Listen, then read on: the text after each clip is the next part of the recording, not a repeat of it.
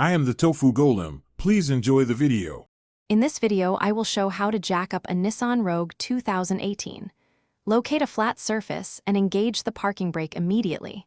Gather a hydraulic jack, factory lift point information, and rated jack stands.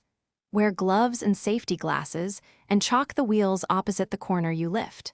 Confirm the jack and stands support your vehicle weight before raising it. Position the jack under the specified front or rear lift points shown in the owner manual. For side lifting, align the jack under the pinch weld jack point and protect it with a small piece of wood.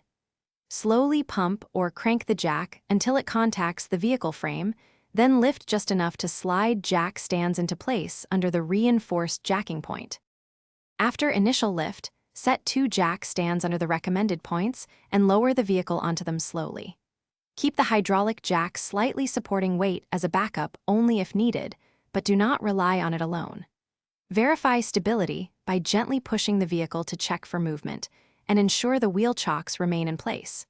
Remove the wheel or perform maintenance as planned.